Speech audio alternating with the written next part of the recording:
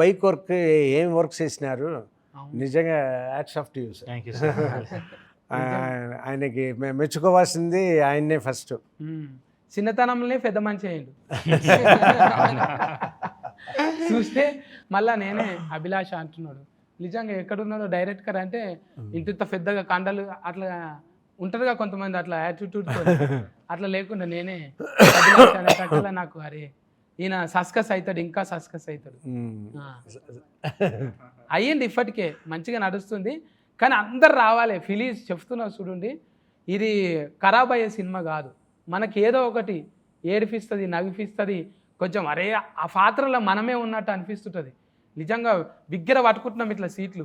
Climax ఆయన దాని మీద పోతుంటే అయితే బిగ్గర పట్టుకుంటున్నాం, అరే మేమే నడుపుతున్నామా, బిరేకి తొక్కాలనా ఇట్లా అనిపిస్తున్నది. ఇలన్ క్యారెక్టర్లు కూడా రెచ్చగొట్టుడు, ఒక్కొక్క ఫారే ఒక్కడే కాకుండా ఒక్కనే పెడతారు కదా. మీరు అంతమందిని ఎందుకు పెట్టిండ్రు రౌడీ గుండెగాలను? అంటే కాన్ఫ్లిక్ట్స్ రేసర్లు అంటే ఒక్కరే ఉంటారు కదా, చాలామంది ఉంటారు. నేను హీరో విలన్ స్టోరీ చెప్పలే కదా, అందుకే ఇట్లా కథలు అలా వచ్చేది లేరు. ఇప్పుడు ఇంత కొడుకును మంచిగా చూసుకునేట ఆయన మళ్ళీ అరే కింద పడతావురా, దెబ్బలు తాకుతాయి, అది వద్దురా అంటారు. కానీ సార్ని ఎందుకు నువ్వు ఖచ్చితంగా అందులో కోవాలని అంటాను పెట్టింది. అదే కదా స్పోర్ట్స్ మీద ఉండే ప్రేమ సార్ క్యారెక్టర్లో. ఇప్పుడు నీకు శ్యామ్ కుటారి తెలుసు ఎవరో? తెలియదు. అది కపిల్ దేవ్ తెలుసు. సో కపిల్ దేవ్ ఎంతనో శ్యామ్ కుటారి కూడా అట్లనే మన ఇండియాకి. సో అది వాళ్ళకు ఒక రికగ్నిషన్ రావాలి అనేది మా మోటివ్. సార్ క్యారెక్టర్లో మోటివ్ అదే, క్రికెట్కి ఉన్న గుర్తింపు దీనికి కూడా రావాలి అనేదే సార్ ఫైట్ చేసేది క్యారెక్టర్. అందుకే దానికోసం ఎంత దూరమని వెళ్తాడు, స్పోర్ట్స్ నిలబడాలి అనేదే సార్ క్యారెక్టర్ సినిమాలో. వీరో అంటేనే ఒక మాట మీద ఉంటాడు కదా, మళ్ళా మాట తప్పుతుంటాడు. అదే క్యారెక్టర్ తంది కదా, ఎమోషనల్ డ్రివన్ క్యారెక్టర్ తను.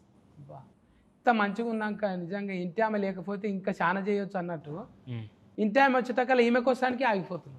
అది తప్పదు కదా. అంటే అందులో రాజశేఖర్ గారే నయము, ఆమెకి ఇంటి ఆమె లేదు ఆయనకు. అందుకే మా ఇంటి ఆమె కెమెరా పక్కనే ఉన్నారు.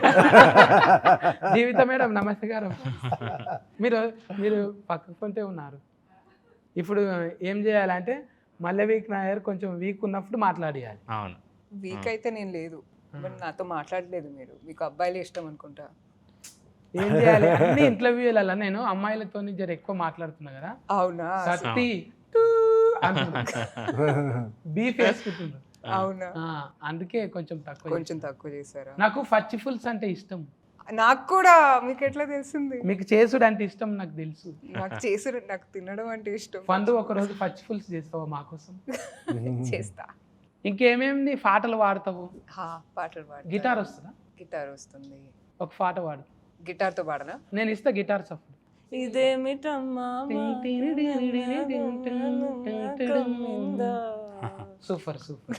అవన్న అభిలాష్ అన్న, ఇప్పుడు కొడుకు మీద ప్రేమ మళ్ళా మనమడు వచ్చి మార్చేటట్టు ఎట్లా చేసినావు? కొడుకే మార్చేటట్టు చేయొచ్చు కదా. అదే కదా కథ. ఇప్పుడు నువ్వు చూస్తే చాలా సెటప్స్ పే ఆఫ్ చేసాం. ఇప్పుడు ఫస్ట్ హాఫ్లో వీళ్ళిద్దరు థియేటర్కి వెళ్తారు. ఎవరు? శర్వా అన్న వాళ్ళ కొడుకు ఇద్దరు థియేటర్కి వెళ్తారు. మళ్ళీ 90sలో ఉన్నప్పుడు రాజశేఖర్ గారు శర్వాన్ని తిడతాడు, ఎందుకురా వెళ్తావు థియేటర్స్ కానీ. మళ్ళీ ఏమవుతుంది, మనోడు వచ్చి తాతని థియేటర్ తీసుకెళ్ళి క్లాప్స్ కొట్టిస్తాడు, విజిల్ కొట్టిస్తాడు. అలా చాలా డిజైన్ చేసాం. ఇంకోటి బర్త్డే సీక్వెన్స్ కూడా ఉంది, నీకు గుర్తుందా? స్టార్టింగ్లో రాజశేఖర్ గారు శర్వా గారు బర్త్డే ఉంటే it just another day, don't waste your time అంటాడు. బట్ మనోడు వచ్చి గుంజుకొస్తాడు. అది థియేటర్ సీన్. తర్వాత ఒక మాంటేజ్ ఉంటుంది. సో బర్త్డే అక్కడ, సో గ్రీటింగ్ ఇస్తాడు. తర్వాత పే ఆఫ్ ఏముంటుంది, మనోడు వచ్చి సెలబ్రేట్ చేస్తాడు. సో అలా మేము మనోడే మార్చాడు. సో స్టోరీలో మీరు చూస్తే తన వల్లనే విడిపోయారు, తనే వచ్చి కలిపాడు. అలా సర్కిల్ చేస్తాం. చాలా ఉందన్న ఫిలాసఫీ. అంటే ఒట్టిగానే ఏదో బాల్ బచ్చ సినిమా అయితే కాదు, చాలా ఫిలాసఫీ ఉన్నది. మెకానికల్ అంటేనే చాలా ఇది ఉంటారు సార్. పట్నంలో చూస్తుంటాం కదా, హైదరాబాద్ ఓల్డ్ సిటీలో, అరే చోటు క్యారే కేడే బారా చలే బారా తెరా లేకావు తెరి అంటే వాళ్ళు ఎందుకు అట్లుంటారు అంటే బాడీ లాంగ్వేజ్ అంతే కదా, వాళ్ళు అగ్రెసివ్. అదే కథ. ఇప్పుడు ఆ రేసర్లు ఏంటి, జనరల్గా టఫ్ ఉంటారు, ఫిజికల్గా టఫ్ ఉంటారు, బట్ ఫ్యామిలీ వచ్చేటప్పటికి చాలా సెన్సిటివ్ వాళ్ళు. అదే నా స్టోరీ. నువ్వు అనుకుంటావు రేసల్ అంటే టఫ్ అని, బట్ వాళ్ళ ఫ్యామిలీ లైఫ్కి వెళ్తే చాలా సెన్సిటివ్ పీపుల్ వాళ్ళు. అందుకే నువ్వు వీరో అన్న కూడా చాలా సార్లు ఓడగొట్టినావు ఆయన. అలా అలా నాయనను మంచిగా నిలబెట్టినావు సార్ను, కానీ ఆయనను చాలా సార్లు ఓడగొట్టినావు. అవును, ఎందుకంటే ఎమోషనల్గా తను చాలా సఫర్ అవుతుంటారు, ఇంటర్నల్ కాన్ఫ్లిక్ట్స్ ఎక్కువ క్యారెక్టర్కి. నువ్వు చూస్తే దీంట్లో సినిమాలో ఎక్స్టర్నల్ కాన్ఫ్లిక్ట్స్ కన్నా ఇంటర్నల్ కాన్ఫ్లిక్ట్స్ ఎక్కువ విత్ ఇన్ దెమ్ సెల్ఫ్. కొన్ని ఫాల్ర్ అయితే డైలాగులు విన్నప్పుడల్లా కార్జాలు కాలిపోయినట్టు అయినాయి. అవును నీకు ఆడ ముఖ్యం కాదు, మేము కూడా ముఖ్యమే కదా అవును అని అంటది కదా, అప్పుడు మస్తు కోపం వస్తుంది హీరోయిన్ మీద. నువ్వు వచ్చిందే ఆయనను అది చూసి అదే వద్దంటే ఎట్లా అంటావు నువ్వు, దగ్గరికి రా అన్నట్టు. ఆ తర్వాత ఎట్లా అనిపించింది ఫుల్ మూవీ చూసాక? ఎలా ఇక నీ అంతా నువ్వు సఫర్ దాక్కున్నావు కదా, అప్పుడు మంచిగా అనిపించింది. ఓల్రితేనే జర కోపం వచ్చింది. కానీ తనేగా సపోర్ట్ చేసింది, బట్ ఏమైనా చేసుకోపో అన్నవి చూడు, అప్పుడు నచ్చినవి. అంటే నీకు ఫిలాసఫీ ఎక్కువ ఉన్నది. అవునా, నవ్వుకుంటూ మాట్లాడుతున్నావు కానీ టాకీస్లకు పోయినాక మొత్తం ఏడిపిస్తుంది. ఒక్కొక్క అంటే ఏడుపు కాదు, అది ఒక ఆనంద పుష్పాలు. అవును అవును, అదేంటున్నా ఇప్పుడు ఈ సినిమా కూడా చిన్న పిల్లల నుంచి కనెక్ట్ అవుతున్నారు. మీరు 13-14 ఇయర్స్ పిల్లలు కూడా వచ్చి క్లాప్స్ కొడుతున్నారు.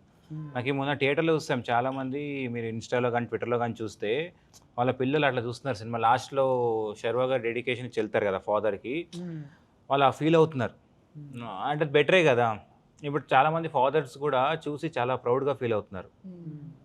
బాగా కనెక్ట్ అయ్యారు సినిమాకి. నేను కూడా మా పిల్లల్ని అంటే పోయినా, నేను కర్ణాటక అయితేనా ఈ సినిమా కానీ కూర్చున్నా, అబ్బా మా కొడుకును 4 అని దోలుకొస్తే అయిపోతుండే కదా అనిపించింది. మళ్ళీ వెళ్తావు, రేపు వెళ్తాను మళ్ళీ పోతా. మీరు ఫ్యామిలీ తీసుకొని నాకు మతి లేవన్నా కొన్ని. అవునా, ఇంకా చెప్తాం అనుకున్నా. నేను 4 తారీఖు నాడు చూసిన, తారీఖు మతి ఉన్నది కానీ స్టోరీ మతి లేదు. అయితే మళ్ళీ చూడాలి.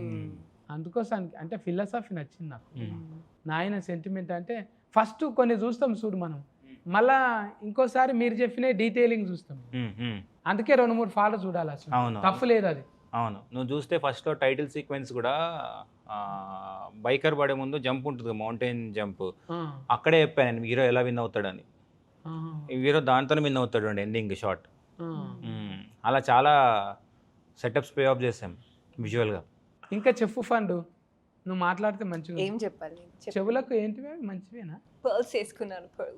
ఫల్సా? ఏది ఫల్సర్ చెడగొట్టి చేపించినా? పల్సర్ చెడగొట్టా? కాదు, ఇది ఎట్లా చెప్పాలి, ఆయిస్టర్ లోపల ఉంటాయి కదా పర్ల్స్, అదే ఆ పర్ల్స్ చెడగొట్టి అవే ఆ కఫిష్ కలర్లకి వెళ్ళి అంటే గవే ఇవి డొఫల్ లేకుండా అదే అవన్నా ఆయిల్ మస్తు పెట్టినావు గారేజ్లో.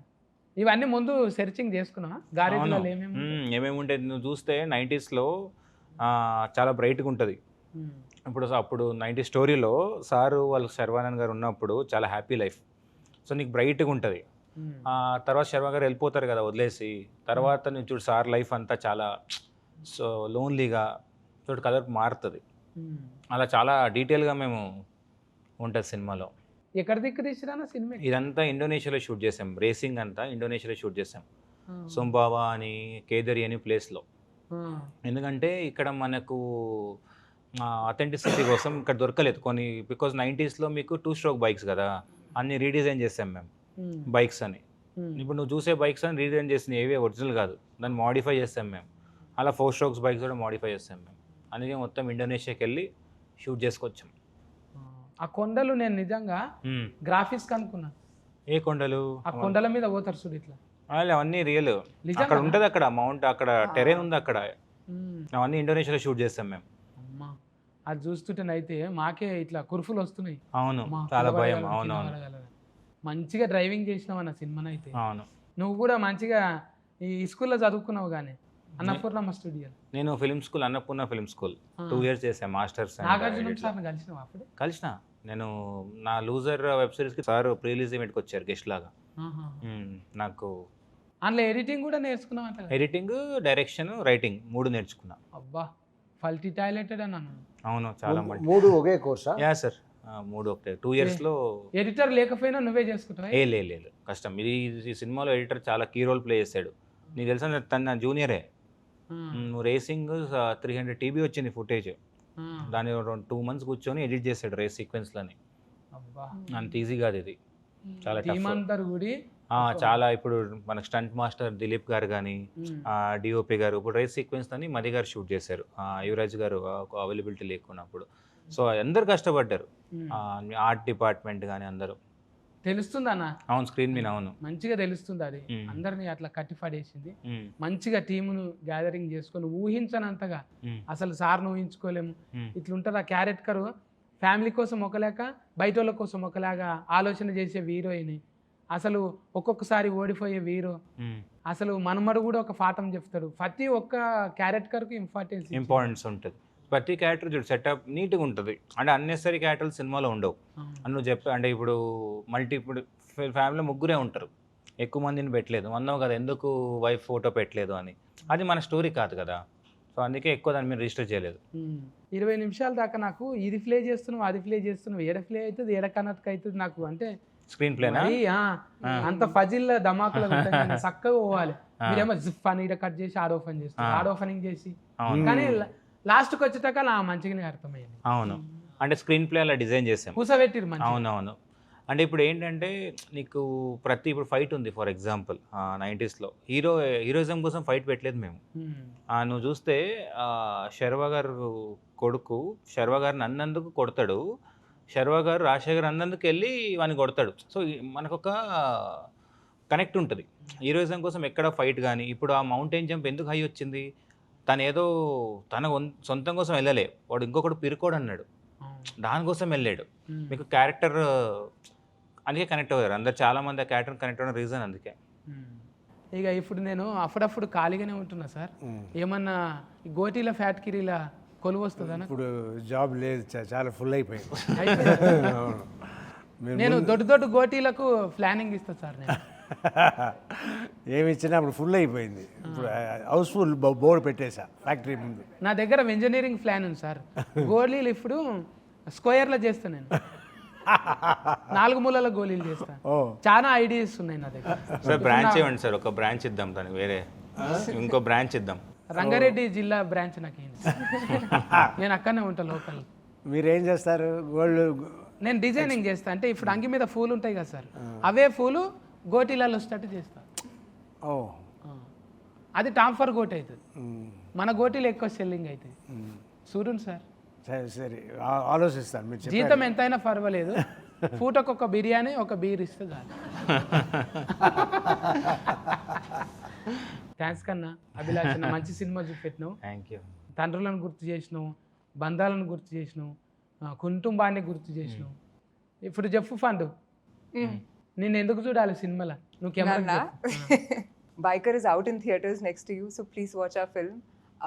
ఇది ఒక ఫ్యామిలీ డ్రామా మూవీ అండి, more than anything, because all our Telugu cinema is connected and rooted to our family emotions. So please watch మీ, Sharva and Rajshekhar sir under Abhi's brilliant direction, and it will be an incredible watch.